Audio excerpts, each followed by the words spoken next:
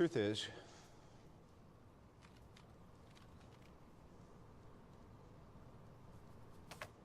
I am Iron Man.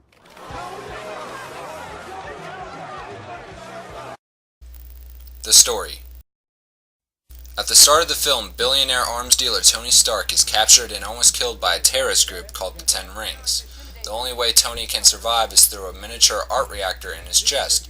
Desperate to escape, Tony builds armor powered by the art reactor and becomes the invincible Iron Man. Majority of the film is pretty fast-paced, with some scenes that can extend way too long.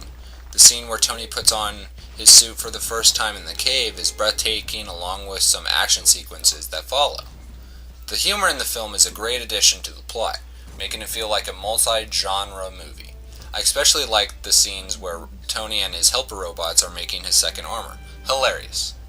Unfortunately, after a surprise build-up to a climax, including a plot twist, the end battle between Iron Man and the villain is not that impressive compared to other superhero end fights. At least the end scene makes up for that. Cast and characters. The main character, Tony Stark, played by Robert Downey Jr., steals the show. The film captures Tony as the most interesting man in the world, and it works well with his character. When he changes perspective on the world after escaping the cave, I really felt like he changed as a character. The supporting characters, Obadiah Stane and Pepper Potts, are used effectively. They both are important to the story, and both influence Tony throughout the film. Agent Coulson, which is not part of the Iron Man comics, is one of the most memorable characters in the film due to some sort of mystery attached to him and the surprise attachment he has throughout the film. The only character that I found to be weak was Rhodey, played by Terrence Howard. The character is friends with Tony, and that is the only important thing about his character. He really has nothing to do except to be in the Air Force and Tony's friend. Design.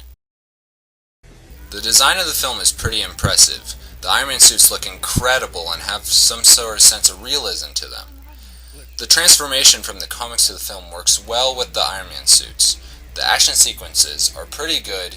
Each sequence shows something new Tony can do with his armor.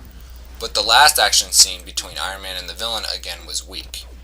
The design of Tony's house is awesome. His house really portrays the kind of person Tony Stark is. Even his animatronic butler, Jarvis, is a nice touch. One of the best parts of the film is the soundtrack, including songs by AC/DC and Black Sabbath. They help keep the tone of the film and add something new, which not many superhero movies possess. Even the sounds of the Iron Man armor sounds impressive. Overall, I give Iron Man a 9.2 out of 10 due to Robert Downey Jr.'s superb performance as Tony Stark, the surprise plot twist and soundtrack, but a weak end battle and duration of some scenes in the middle. This is Mega Director 123, signing off.